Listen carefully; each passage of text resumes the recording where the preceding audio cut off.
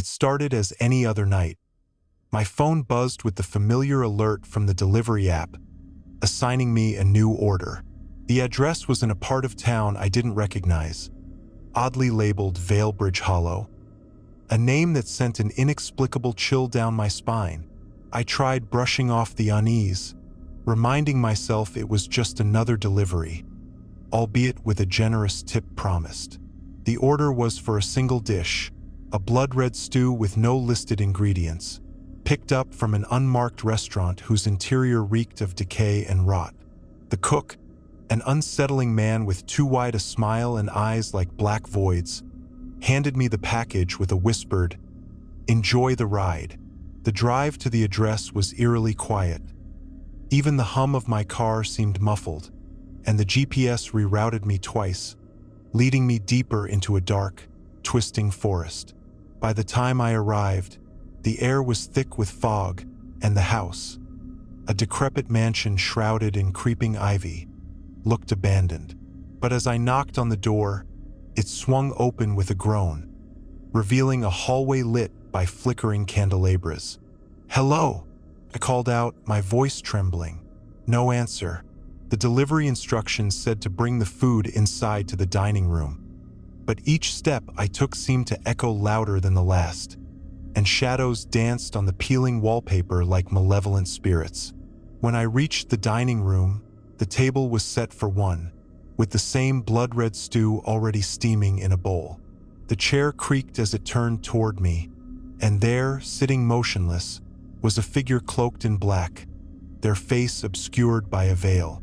"Place it there," a rasping voice instructed, but as I complied, I noticed the stew in the bowl wasn't untouched. It writhed, as if alive, small, pale hands pressing against the surface before sinking back into the depths. "You've been chosen," the voice continued, and I felt the floorboards beneath me tremble. Suddenly, the lights went out, plunging me into darkness. When they flickered back on, the figure was gone, but the food delivery bag I'd carried in now sat empty, filled only with a pulsating, heart-like organ that throbbed to the rhythm of my own heartbeat. A low, guttural growl came from behind me, and as I turned, I saw the shadows coalesce into something monstrous. A being with elongated limbs and teeth that gleamed like razors. I ran, my breaths ragged and chest tight, but the hallways twisted and stretched, leading me in circles until I found myself back in the dining room. This time, dozens of bowls filled with the red stew lined the table, each one whispering my name in voices that didn't belong to this world. Panic overtook me as the walls began to close in, and the growling grew deafening. Just as I thought I would be crushed, I woke up in my car, parked outside the restaurant where I'd picked up the order. The bag was gone, replaced by a note that read, "You delivered more than food tonight." My hands trembled as I started the car, and in the rearview mirror, I caught a glimpse of the wide-eyed cook grinning at me from the shadows. As I sped away, the dashboard clock blinked 3:33 a.m., the same time it had been when I first accepted the order, as though the night had never happened. Yet, the taste of the blood-red stew lingered on my tongue, and my phone buzzed with another order from Valebridge Hollow.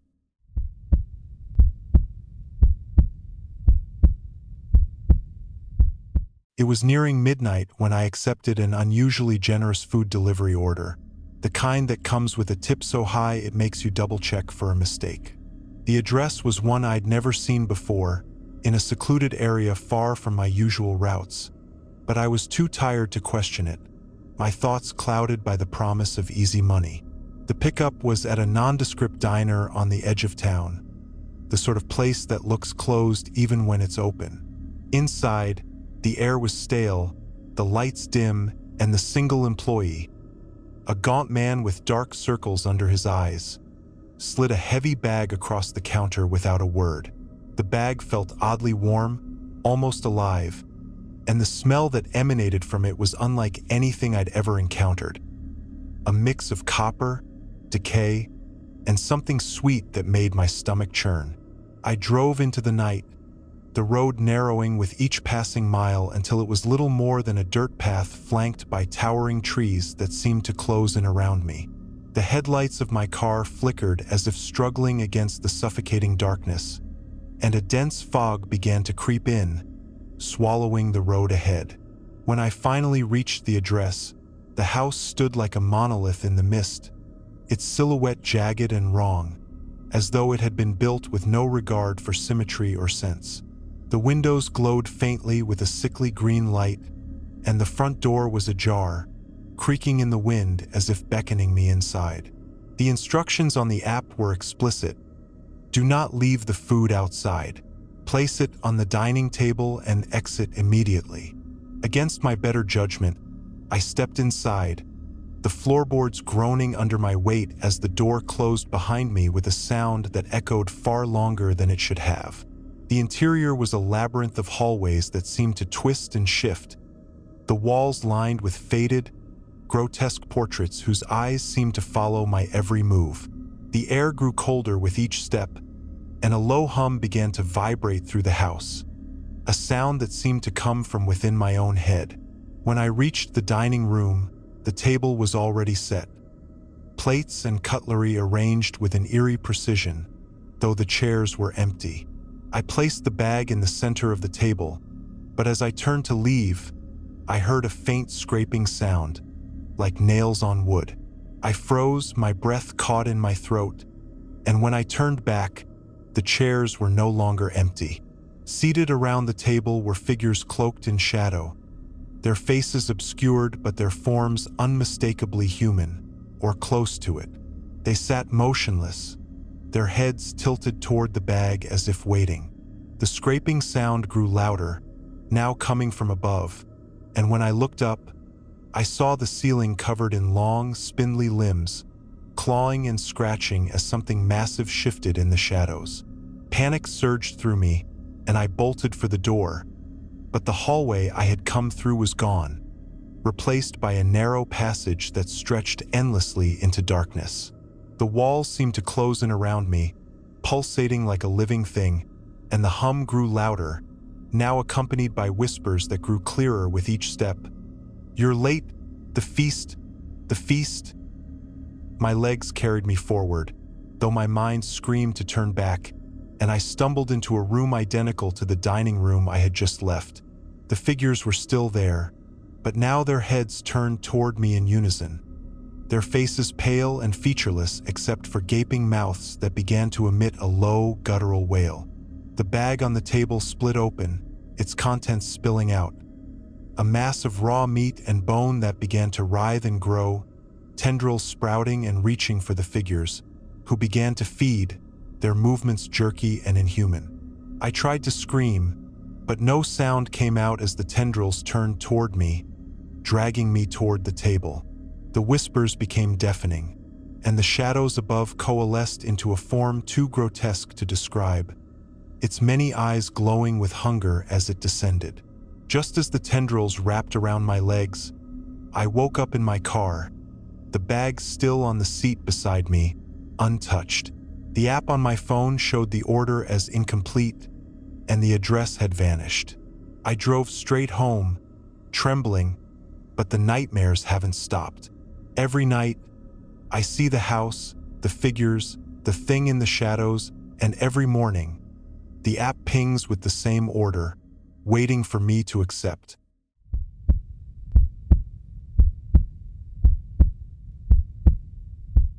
It was the kind of shift where every second dragged like an eternity, the monotony broken only by the occasional order pinging on my phone. When the notification came through, it was almost midnight, and the request struck me as peculiar: a delivery to Nocturne Cross, a name I'd never seen on the map despite years of driving these streets. The app gave no restaurant name, no itemized list, just the word dinner and an unsettling promise of a $500 tip.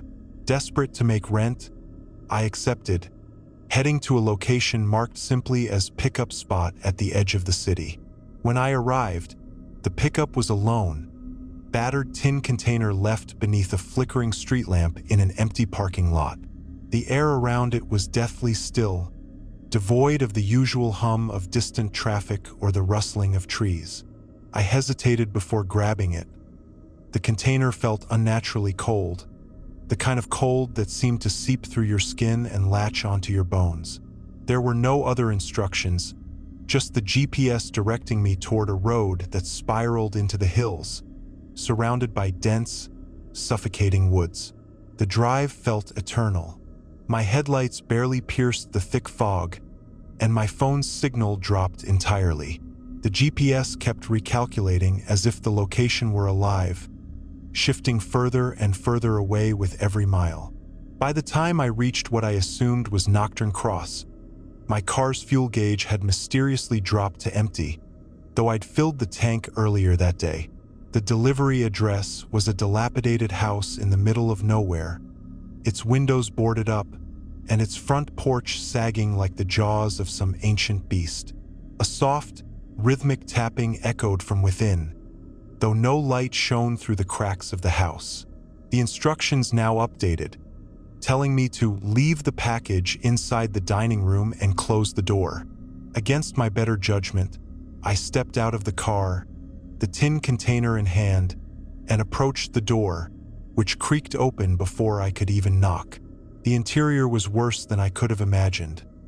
Walls lined with what looked like human hair, faint whispers brushing against my ears like the wind calling my name, and a smell that turned my stomach, like rotting meat soaked in ammonia.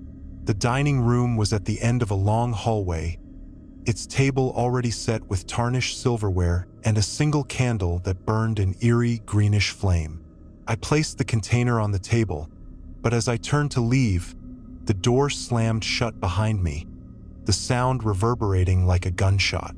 The whispers grew louder, now unmistakable voices that chanted in a language I couldn't understand. Suddenly, the tin container rattled violently, the lid popping off to reveal its contents. A mess of raw, glistening organs that pulsed as though still alive. Before I could scream, the organs began to reassemble themselves, twisting and writhing into the shape of a malformed, humanoid creature with hollow sockets where its eyes should have been and a mouth that stretched far too wide. It turned toward me, its breath a fetid gust that made my skin crawl, and it pointed a crooked finger at my chest. "Payment!" it croaked, its voice a mix of gravel and static. My heart thundered as I backed away, only to feel the room itself shift around me. The walls seemed to breathe, the floor became soft and warm like flesh, and the shadows took on forms that moved independently of the candlelight. The creature lunged, its clawed hand grazing my arm, leaving behind a searing, black mark that burned like fire. I bolted for the door, but the hallway had elongated into a dark, endless tunnel. Faces pressed out from the walls, their mouths moving silently, their eyes pleading, as though trapped within the very house. My legs grew heavier with every step, as though invisible hands were pulling me back. When I finally reached the front door, it wouldn't budge, no matter how hard I pulled. Behind me, the creature hissed, its claws scraping along the walls as it crept closer. In a last-ditch effort, I smashed through the nearest boarded window, shards of glass slicing into my arms as I tumbled outside. The house seemed to howl in rage as I staggered to my car, only to find the tires melted into the ground like wax. The creature emerged from the doorway, its hollow sockets fixed on me as it raised one clawed hand and whispered, "You will return." Then, just as suddenly as it began, everything stopped. The house vanished, replaced by an empty clearing, and my car sat unharmed with a full tank of gas. Shaking, I climbed inside, the tin container inexplicably back on the passenger seat, its lid sealed shut. I drove home without looking back, but when I arrived, my front door was ajar, and on the dining table inside was the container, now accompanied by a note that read, "The first delivery is only the beginning."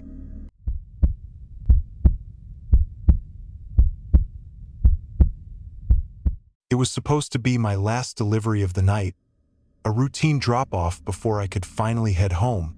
But something about this order felt wrong from the start. The address was unfamiliar, deep in a part of town no one ever mentioned, a dead zone on the map where even GPS gave up. The request was for special feast, picked up from a decrepit hole-in-the-wall restaurant I'd never heard of. Its sign faded beyond recognition. The cashier didn't speak a word, only slid a box across the counter, its surface damp with condensation and tied shut with thick black ribbon. It reeked faintly of iron and something else I couldn't place, a smell that clung to my hands even after I washed them. The drive to the address felt endless, the streets growing darker and narrower until my headlights barely penetrated the thick fog that hung like a shroud over the road. My phone lost service halfway there, and the car radio crackled with static, interrupted only by faint whispers that I convinced myself were just interference. When I arrived, the house stood alone in the middle of an overgrown lot, its windows glowing faintly like sickly yellow eyes. The front door was slightly ajar, swaying in the breeze, and the instructions on the app now read, "Bring the feast inside. Dining room at the end of the hall. Do not disturb the guests." Against my better judgment, I grabbed the box and stepped inside, my every instinct screaming at me to leave. The air inside was thick and damp, carrying the same metallic tang as the box, and the walls were lined with faded wallpaper that seemed to writhe when I looked too closely. The hallway stretched impossibly far, its wooden floor creaking beneath my feet with each hesitant step. As I approached the dining room, I became aware of soft murmurs and the clinking of silverware, though the air grew colder with every step. The dining room door was slightly ajar, and through the crack, I could see shadowy figures seated around a long table, their forms blurry as if seen through rippling water. A chill ran down my spine as I pushed the door open wider, revealing a scene that made my stomach drop. The guests were not human, or at least not anymore. Their faces were pale and elongated, their eyes black pits that seemed to swallow the light, and their mouths stretched unnaturally wide as they tore into raw, dripping hunks of meat. The table was set with fine china and flickering candles, their flames casting grotesque shadows that danced across the room. None of them acknowledged me as I set the box on the table, though I felt their hollow gazes boring into me, an unspoken warning to leave. As I turned to go, one of them spoke, its voice like the scraping of metal on bone. "Stay for dessert." My blood turned to ice as the others began to laugh, a low, guttural sound that seemed to vibrate in my chest. The door slammed shut behind me, and when I turned back, the table was empty, the guests gone, though the food remained, steaming and pulsing as if alive. The candles burned brighter, their flames turning a sickly green, and the walls of the room began to close in, the wallpaper peeling away to reveal what looked like flesh underneath. A faint whisper filled the air, growing louder until it became a deafening roar, and the box I had delivered burst open, revealing something inside that defied logic or reason. A mass of writhing tendrils and eyes, its form shifting constantly as it grew larger and larger, spilling onto the floor and creeping toward me. I backed into a corner, my mind racing for an escape, but the room itself seemed alive, the floor beneath me becoming sticky and warm, pulling me down as though the house were swallowing me whole. The tendrils reached me, wrapping around my legs and dragging me toward the table, where a new place setting had appeared, complete with a name card that read, "Guest of Honor." My screams were drowned out by the laughter that echoed through the house, the voices of the guests returning to chant in unison, their words incomprehensible but filled with malice. As the tendrils tightened around me, pulling me closer to the feast, I realized with growing horror that I was not there to deliver the meal. I was the meal. The last thing I saw before the darkness consumed me was the name on the receipt in the app, which I had somehow missed before, for delivery driver only.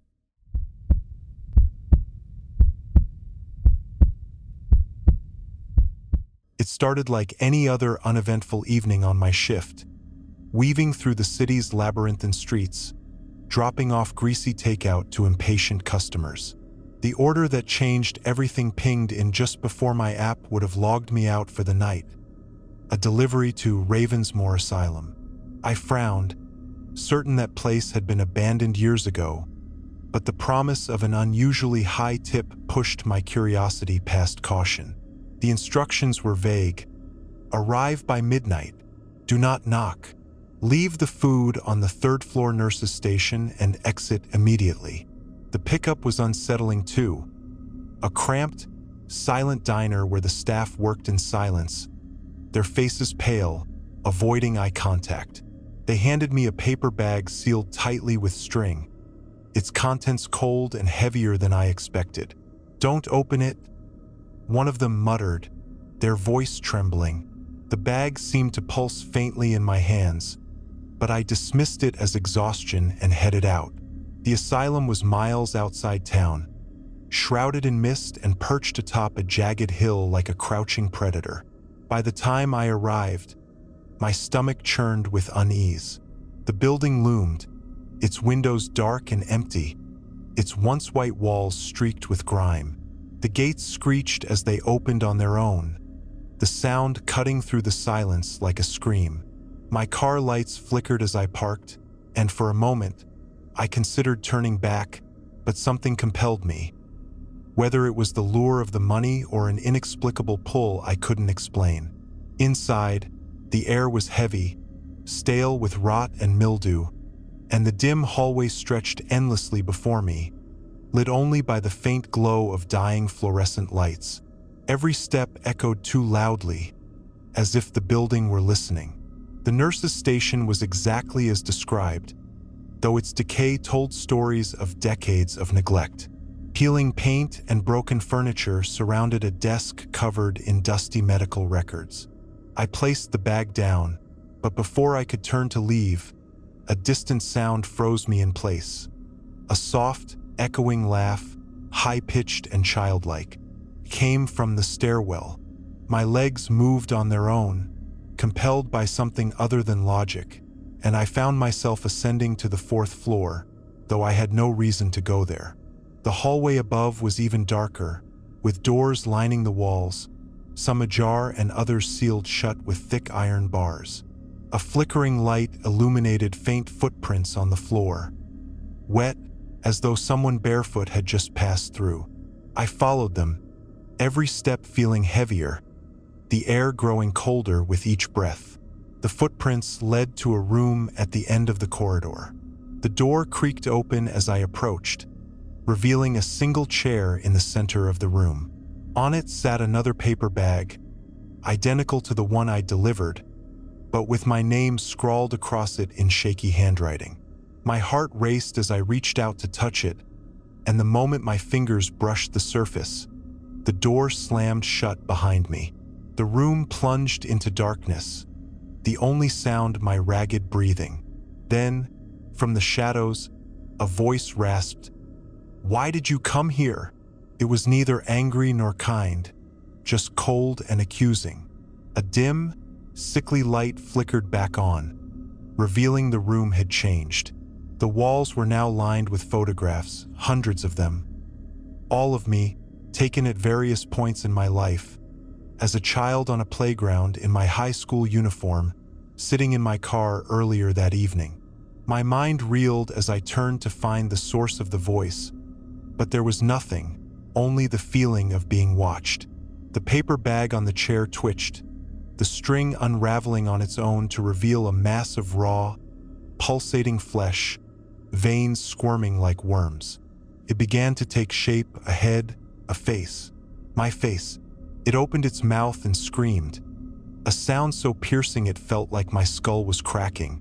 I stumbled back, the walls collapsing around me, revealing nothing but an endless void. Figures emerged from the darkness, patients in tattered gowns, their eyes hollow, their mouths sewn shut. They reached for me, their fingers clawing at my skin as I backed toward the stairwell. Somehow, I found the strength to run, my steps frantic, the asylum shifting around me, doors slamming open and shut as though the building itself was alive. When I burst out into the night air, I didn't stop until I reached my car. But when I climbed in, the bag was waiting for me on the passenger seat, the string tied neatly as if it had never been opened. My phone buzzed, and a notification appeared: delivery incomplete. Return to Ravensmoor Asylum immediately. I screamed, throwing the bag out of the car. But when I turned back, it was there again, its presence suffocating, an unshakable reminder that I'd been marked. The asylum stood silently behind me, its windows now glowing faintly, as though mocking my futile escape. I drove off into the night, but I know it isn't over. Every night since, my phone pings with the same order, the same destination. No matter how far I drive, how hard I try to escape, I always find myself back at Ravensmoor Asylum, where the delivery must one day be completed.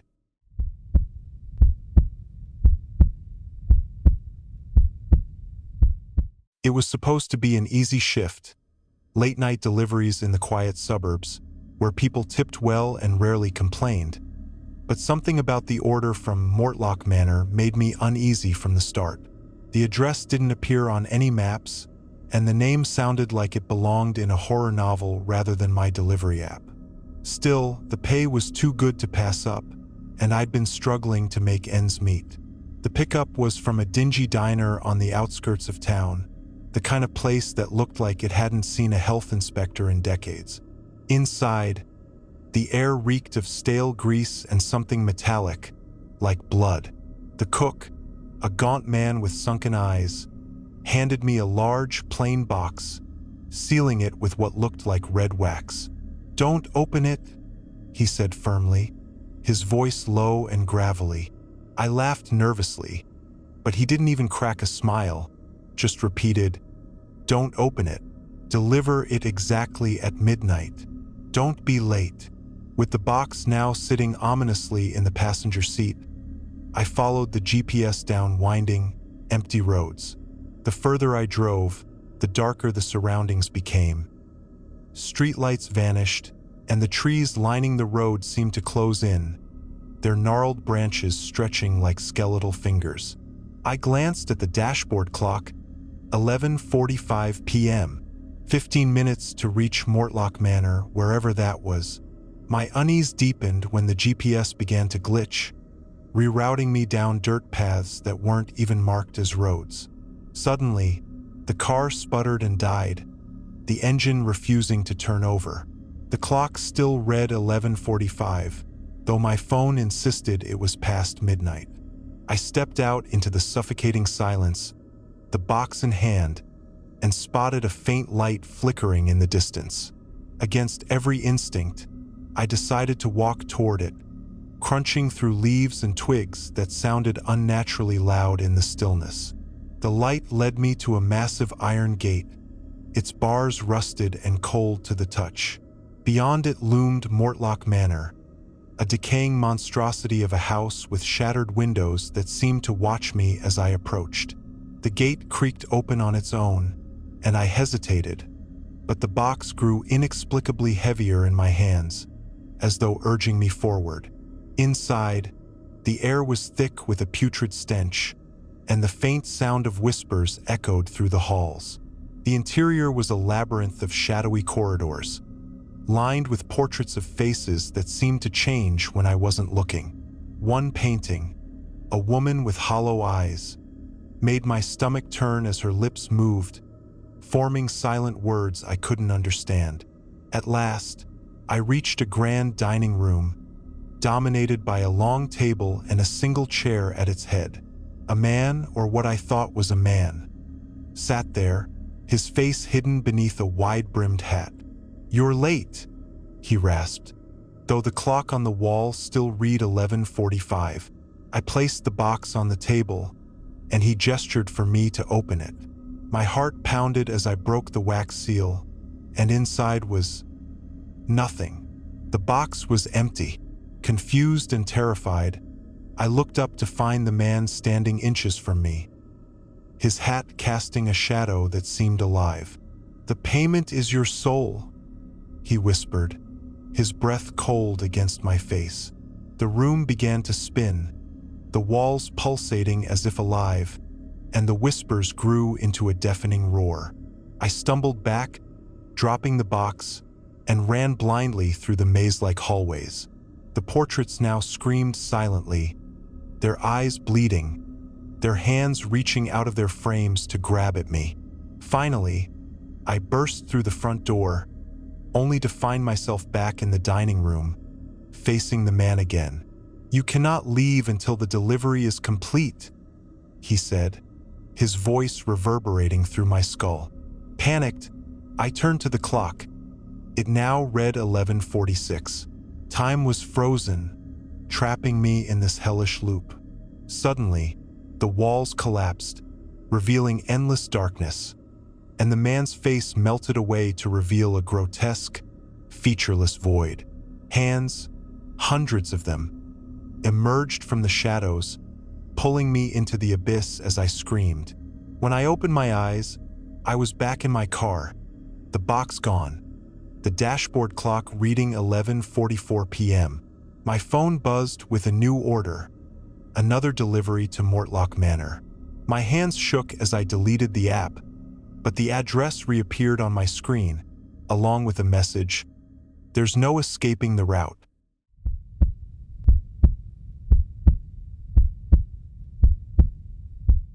It started like any other shift, picking up orders, weaving through traffic, and counting down the hours until I could go home. But this night would be different. The order came in at 11:45 p.m., just as I was about to clock out.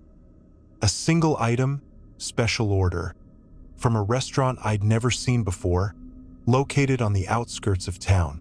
The name, Hollow Hearth Eatery, sounded strange, but the promised $200 tip grabbed my attention. I arrived at the restaurant, a decrepit building hidden in the shadow of an overpass, its windows blacked out and a faint orange glow seeping from under the door. The interior was barren except for a counter, behind which stood a man whose face was obscured by the hood of his sweatshirt. He placed a black, oil-slicked bag on the counter, his fingers long and bony, and said only, "Deliver it hot. Don't look inside." His voice was raspy, almost hollow, and before I could ask any questions, he disappeared into the back. Something about the bag unsettled me. It felt heavier than it should have, and it emitted a faint warmth that seemed to seep through the car's upholstery as I drove. The address led me to the woods on the edge of town, the kind of place where streetlights are just a distant memory. The gravel road twisted and turned, my tires crunching loudly in the oppressive silence, until I reached a clearing where a massive, crumbling mansion loomed against the night sky. It looked like it hadn't been touched by time, or perhaps time had been too afraid to touch it. The windows were dark, but the porch was lit by a single flickering bulb that cast elongated shadows across the warped wooden planks. My phone buzzed with a notification. "Enter through the side door. Leave the bag in the basement. Don't linger." My instincts screamed at me to turn back, but the promise of easy money kept me moving. The side door creaked open with an unsettling ease, revealing a long, narrow hallway lined with peeling wallpaper and faint claw marks that trailed down to the floor. The smell hit me first, a rancid mix of iron, mold, and something sweet, like rotting fruit. The bag seemed to grow heavier in my hands, and I could swear I heard faint whispers emanating from within, though I told myself it was just the wind outside. At the end of the hallway, a staircase spiraled downward into darkness, each step groaning under my weight as I descended. The air grew colder, the walls damp with condensation, and the whispers became louder, more distinct. Words I couldn't understand but that filled me with a deep, primal dread. When I reached the basement, I was met with an enormous, dimly lit room lined with stone walls that seemed to pulse as if alive. In the center stood a long, wooden table surrounded by figures cloaked in tattered black robes, their faces obscured by deep hoods. They stood motionless, their heads tilted slightly as if listening. On the table was a massive iron pot, its surface etched with symbols that seemed to shift when I looked at them too long. I placed the bag on the table, my hands trembling, but as I turned to leave, one of the figures raised a hand, its fingers impossibly long and sharp. "Stay," it said, the voice a guttural chorus that echoed through the room. The others began to chant, a low, rhythmic hum that seemed to shake the walls, and the bag began to move. I froze, unable to breathe, as the bag split open, revealing its contents. A writhing, pulsating mass of flesh and bone, a grotesque amalgamation of things that shouldn't exist. It quivered as if alive, and then it began to grow, tendrils reaching out and slithering across the table toward the robed figures, who welcomed it with outstretched arms. One by one, they removed their hoods, revealing faces that were not faces. Empty sockets where eyes should have been, mouths that stretched unnaturally wide, and skin that looked as though it had been melted and reformed. They began to feed, tearing into the mass with fervor, their movements jerky and inhuman. The tendrils grew longer, reaching for me, and I stumbled backward, tripping over something soft. I looked down and saw dozens of shoes scattered across the floor, all different sizes, all covered in dried blood. My stomach turned as I realized they must have belonged to previous delivery drivers. Panic took over, and I bolted up the stairs, my heart pounding as the chanting grew louder behind me. The house seemed to shift and stretch as I ran, the walls closing in, the doors leading to nowhere. I burst through the side door and into the night, the cool air hitting me like a slap. My car was gone, the gravel road replaced by dense forest, and in the distance, I could hear the chanting growing louder, the sound of something massive moving through the trees. I ran until my legs gave out, collapsing in a clearing where the moon shone brightly above. But as I looked up, I realized it wasn't the moon. It was an enormous, lidless eye staring down at me, unblinking, as the whispers returned, this time inside my head. "You delivered the feast. Now you are the feast." The ground beneath me began to shift, soft and warm like flesh, and as I sank into the earth, the last thing I saw was the mansion in the distance, its windows glowing red as the forest came alive with movement, and I understood that there was no escape.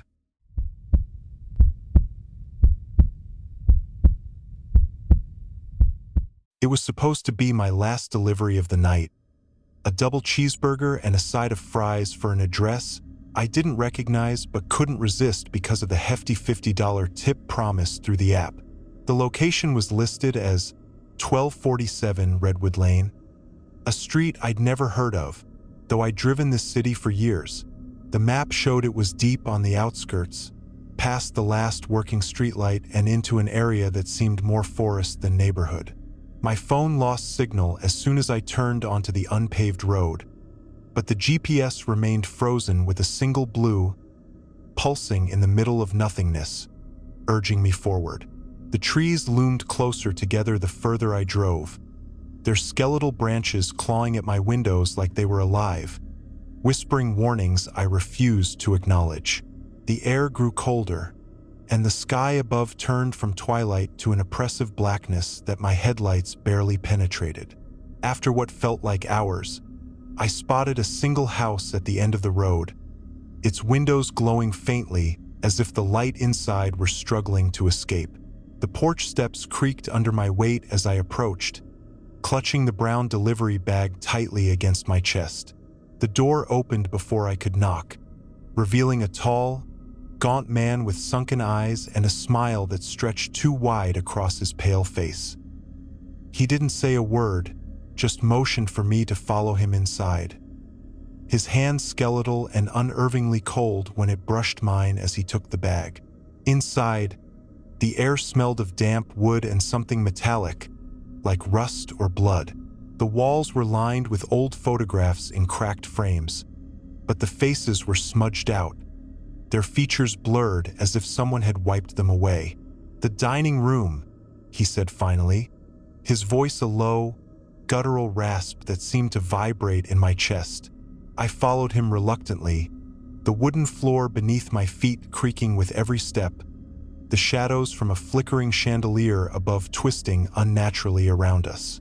The dining room was massive, far larger than seemed possible for the small house I'd seen from the outside, and at the center was a long table draped in a black, rotting cloth. Plates of untouched food were arranged along the table, but the food was wrong. Raw meat still dripping blood, fruits that seemed to ooze black sap, and bread crawling with insects that scattered as we approached.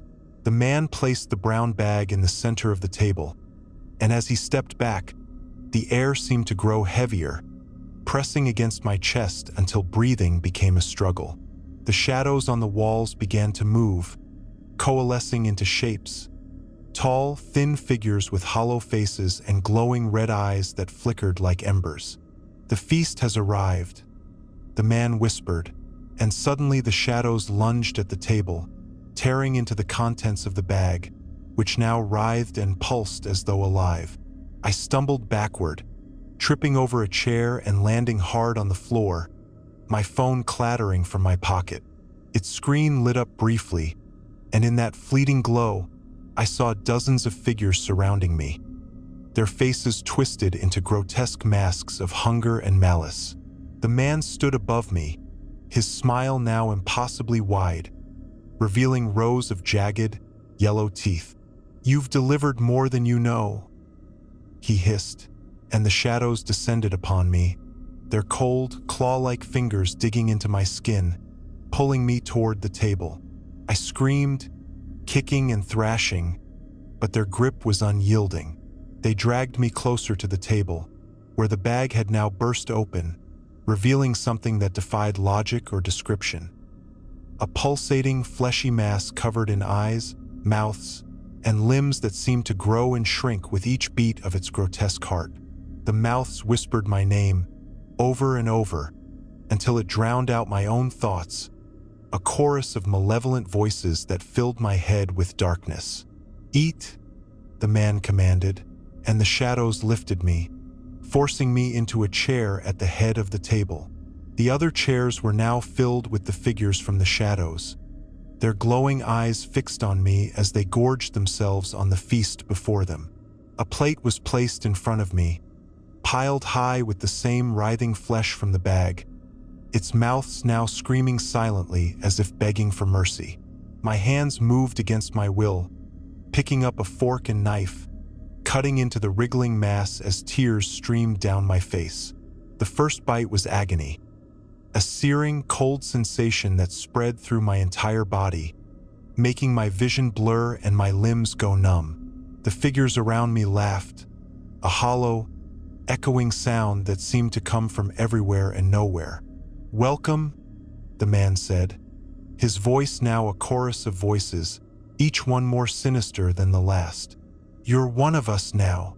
The room began to spin, the shadows closing in until all I could see were the glowing red eyes, their laughter now deafening. The last thing I remember is the taste of the flesh, sour, metallic, and alive, squirming down my throat as my own screams were swallowed by the darkness. When I woke up, I was back in my car, parked on the side of the road, the empty delivery bag on the passenger seat. My phone buzzed with a notification. Customer review. Perfect delivery. 5 stars. I stared at the screen, my hands trembling, but my reflection in the rearview mirror is what made me finally scream. A face no longer my own, with hollow eyes and a smile that stretched too wide, revealing teeth that weren't mine.